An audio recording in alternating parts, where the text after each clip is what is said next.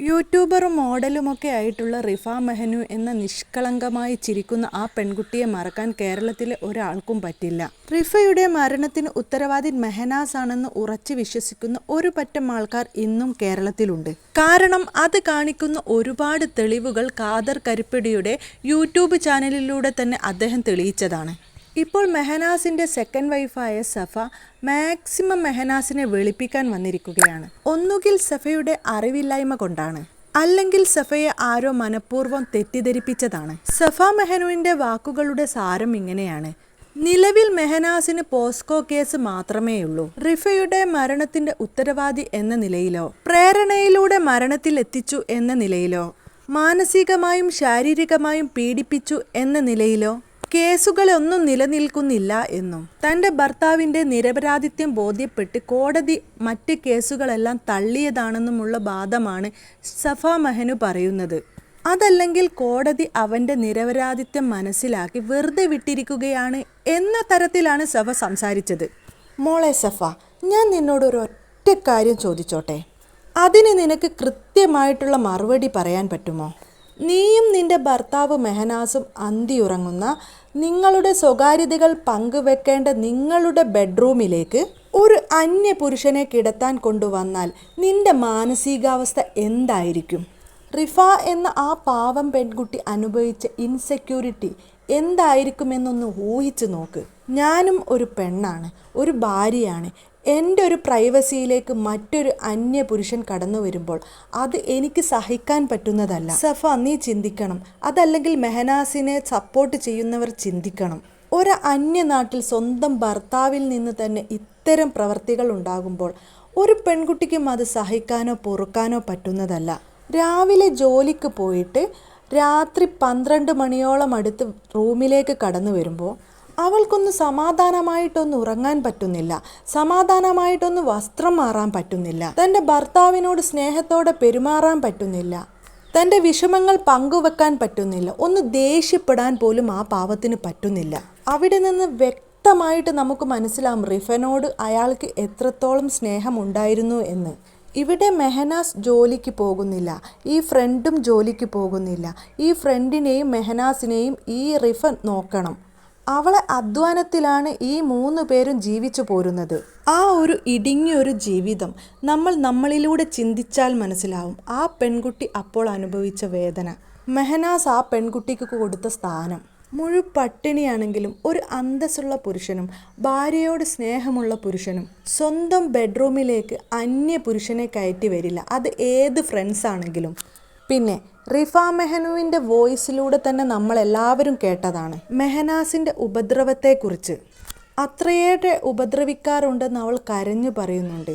ആ റൂമിൽ അവൾക്ക് ഉറങ്ങാൻ പോലും പറ്റുന്നില്ല എന്ന് പറയുന്നുണ്ട്. മെഹനാസ് അവൾക്ക് കൊടുക്കുന്ന സ്ഥാനത്തെക്കുറിച്ച് പറയുന്നുണ്ട്. ആ പെൺകുട്ടി അറിവില്ലാത്ത ഒരു പ്രായത്തിൽ മെഹനാസിനെ വിവാഹം കഴിച്ചു. അവളുടെ എടുത്തുചാട്ടത്തിൻ്റെ ഫലമായിട്ട് വന്നതാണ് മെഹനാസ്. അത് ബോധ്യമുള്ളതുകൊണ്ടാണ് അയാളെ ഇത്രത്തോളം സഹിച്ചതും വീട്ടുകാരോട് പല കാര്യങ്ങളും മറച്ചു വെച്ചതും. റിഫയുടെ സങ്കടങ്ങൾ പങ്കുവെക്കുന്ന ആ ഒരു വോയിസ് ക്ലിപ്പ് ഇപ്പോഴും ഖാദർ കരിപ്പടിയുടെ വീഡിയോകളിലുണ്ട്. സഫ, നീ പറഞ്ഞല്ലോ മെഹനാസിന് ഒരു കേസ് മാത്രമേ ഉള്ളൂ, അത് പോസ്കോ മാത്രമാണെന്ന്. അത് മാത്രമല്ല, പോസ്കോ കേസിൻ്റെ കൂടെ മറ്റ് 2 കേസുകൾ കൂടിയുണ്ട്. ഒന്ന് ഗാർഹിക പീഡന കേസ്. ഭർത്താവോ ഭർത്താവിൻ്റെ വീട്ടുകാരോ മാനസികമായോ ശാരീരികമായോ ഉപദ്രവിക്കുകയാണെങ്കിൽ ഗാർഹിക പീഡനം എന്ന് പറയും. കോഴിക്കോട് കാക്കൂർ പോലീസ് സ്റ്റേഷനിൽ 125 FIR നമ്പറിലുള്ള കേസ്. 408 സെക്ഷൻ അനുസരിച്ച് ഗാർഹിക പീഡനം, ഇത് മെഹനാസിൻ്റെ പേരിലുള്ള FIR ആണ്. നിലവിൽ ഇപ്പോഴും ഈ കേസ് കോടതിയിലുണ്ട്. 306 സെക്ഷൻ അനുസരിച്ച് ആത്മഹത്യാ പ്രേരണാ കുറ്റത്തിനും മെഹനാസിന് നിലവിൽ കേസുണ്ട്. ഇതിൽ കുറ്റക്കാരൻ്റെ പേര് മെഹനാസ് എന്ന് തന്നെ കൊടുത്തിട്ടുണ്ട്, അദ്ദേഹത്തിൻ്റെ അഡ്രസ്സുമുണ്ട്. പിന്നെ എങ്ങനെയാണ് സഫ മെഹനാസിൻ്റെ പേരിൽ ഒരു പോസ്കോ കേസ് മാത്രമാവുക? ഒന്നുകിൽ നിന്നെയും നിൻ്റെ കുടുംബത്തെയും മെഹനാസും കുടുംബവും പറ്റിച്ചതാണ്, അല്ലെങ്കിൽ നീ എല്ലാം അറിഞ്ഞുകൊണ്ട് ജനങ്ങളെ പറ്റിക്കാൻ നോക്കുകയാണ്, മെഹനാസിനെ വെളുപ്പിക്കാൻ നോക്കുകയാണ്. മെഹനാസിൻ്റെ കേസിൻ്റെ ഡീറ്റെയിൽസിനെ കുറിച്ച് ഖാദർ കരിപ്പടി വ്യക്തമായിട്ട് പറയുന്നുണ്ട്. മെഹനാസിനുമേൽ റിഫയുടെ കുടുംബം ചുമത്തിയ FIR ഇപ്പോഴും കോടതിയുടെ പരിഗണനയിലുണ്ട്. ആ കേസിൻ്റെ വിധി എന്താകുമെന്നൊന്നും പറയാൻ പറ്റില്ല. നമ്മുടെ കേരളത്തിൻ്റെ നിയമം അങ്ങനെയാണ്. ഇഴഞ്ഞിഴഞ്ഞ് മാത്രമേ കേസ് നീങ്ങുന്നുള്ളൂ.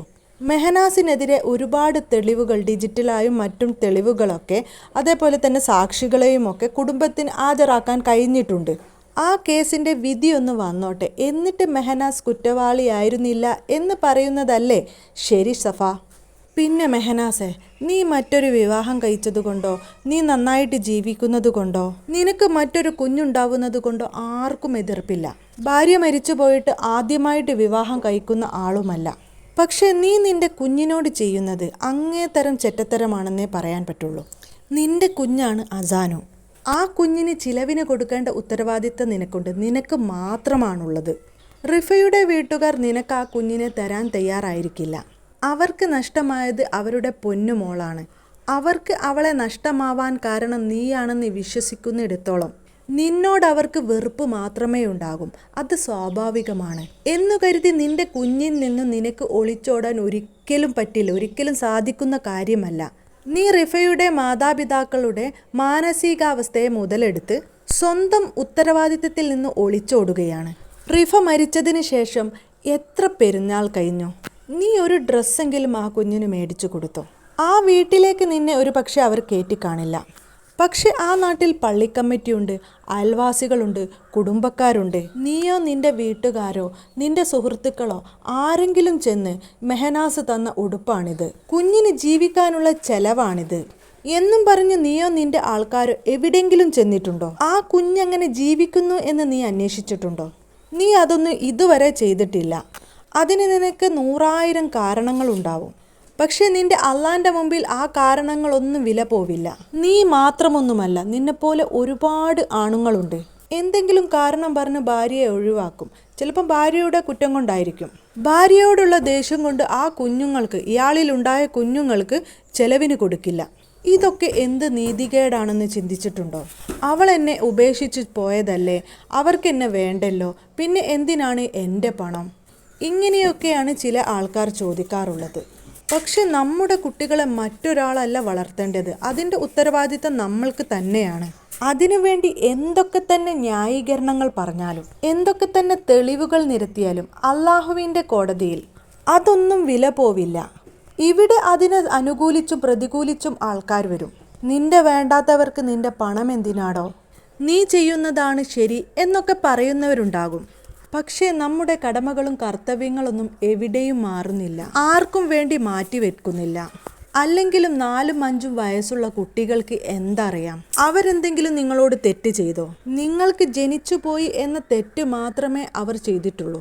നിങ്ങളുടെ കൂടെയാണെങ്കിലും അല്ലെങ്കിലും അവർ സന്തോഷത്തോടെ ജീവിക്കണം. അവർ സന്തോഷത്തോടെ ജീവിക്കണം. ഇങ്ങനെയാണ് എല്ലാവരും ആഗ്രഹിക്കേണ്ടത്. അസാനു പാവം, ഒന്നും അറിയാത്ത കുഞ്ഞ്. അവൻ ഇത്ര ചെറുപ്പത്തിലെ അവൻ്റെ ഉമ്മ നഷ്ടപ്പെട്ടു. വളരുന്നതിനനുസരിച്ച് ആ വേദന അവനിലൂടെ ഉണ്ടാകും. റിഫയുടെ ഉമ്മയും ബാപ്പയും ആങ്ങളെയും ഒക്കെ നല്ലവരായതുകൊണ്ട് ആ കുഞ്ഞിന് ഒരു കുഴപ്പവുമില്ലാതെ സന്തോഷത്തോടെ ഇപ്പോൾ ജീവിക്കുന്നു.